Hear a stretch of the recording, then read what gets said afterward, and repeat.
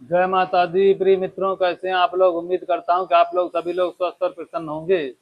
मैं प्रभात चंद्र दीक्षित अपने YouTube channel ज्ञान की किरण में आप सभी मित्रों का स्वागत करता हूं और आप लोगों से अनुरोध करता हूं कि हमारे चैनल को सब्सक्राइब करें और अपने दोस्तों के साथ शेयर करें, क्योंकि ये चैनल आपको ज्योतिष से संबंधित सभी प्रकार की उच्च प्रकार की जानकारी को प्रदान करने वाला है। आइए आज एक बहुत ही महत्वपूर्ण टॉपिक पर बात करने वाले हैं।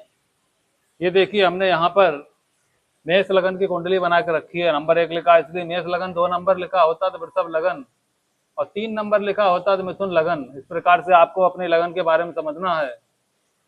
पिछली बार हमने आपको राजयोगों के बारे में बताया, गुरु बृहस्पति का और चंद्रमा का गत के राजयोग के बारे में बताया। और भी कई प्रकार के राजयोग होते हैं। अगर मान लीजिए आपकी कुंडली में किसी प्रकार का कोई राजयोग नहीं है, तब आपका जीवन कैसे श्रेष्ठ होगा, इस बारे में चर्चा करेंगे।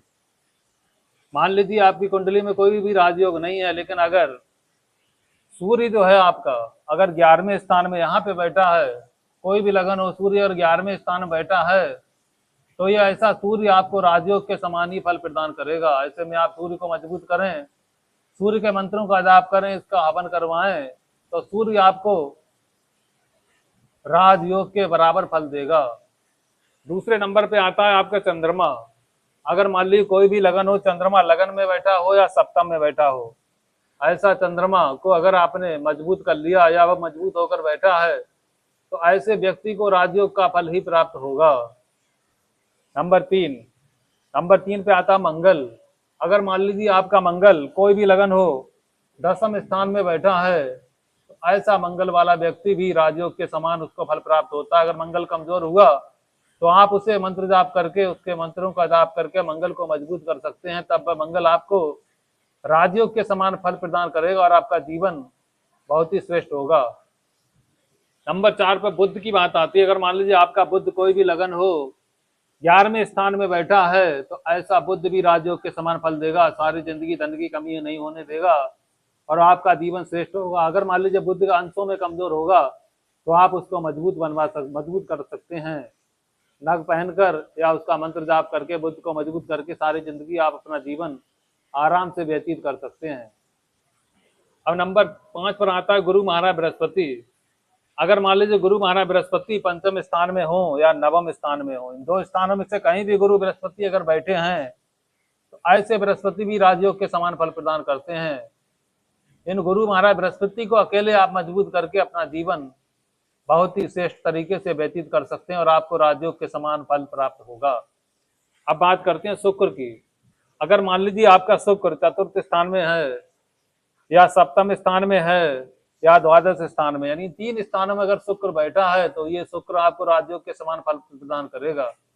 अगर शुक्र कमजोर हुआ तो थोड़ी देर से राजयोग प्राप्त होगा। अगर मजबूत हुआ तो शुरू से ही राजयोग के समान फल प्रदान करेगा और आपका जीवन श्रेष्ठ हो जाएगा। अगर आपकी कुंडली में बैठा है तो आप देखें शुक्र कमजोर है तो उसको मजबूत करें, तब देखिए आपका जीवन उन्नति की ओर दिन पर दिन बढ़ता हुआ चला जाएगा। अब बात करते हैं शनि की। अगर मान लीजिए शनि आपकी कुंडली में तीसरे स्थान में, अगर यहाँ पे बैठे हैं, छठे स्थान में यहाँ पे बैठे हैं, अगर इन दोनों स्थानों में बैठे हैं, तो ऐसे व्यक्ति भी अपने पराक्रम से, अपनी मेहनत से राजयोग के समान फल प्राप्त कर लेता है। ऐसे शनि राजयोग का फल देते हैं। अगर शनि मजबूत हुए तो आप उनको मंत्रों के जाप के द्वारा या उनका हवन करवा कर उनको मजबूत कर सकते हैं। सारी जिंदगी अपना जीवन आराम से व्यतीत कर सकते हैं। अब राहु की बात करते हैं। अगर मान लीजिए आपका राहु 10वें स्थान में बैठा है, ऐसा राहु आपको राजयोग के समान उच्च क्वालिटी का फल प्रदान करेगा और आपका जीवन धन, पद, प्रतिष्ठा, राजनीति, हर प्रकार से आपका जीवन श्रेष्ठ हो जाएगा। अगर राहु कमजोर है तो उसको मजबूत करें, तब आपका कल्याण होगा। बात करते हैं केतु की। कोई भी कुंडली होकर केतु द्वितीय स्थान में बैठा है अथवा अष्टम स्थान में बैठा है, तो ऐसा केतु राजयोग के समान फल प्रदान करेगा। फिर आपको ज्यादा चिंता करने की जरूरत नहीं है। केतु को मजबूत करेंगे तो दिन पर दिन आपका जीवन श्रेष्ठ होता चला जाएगा।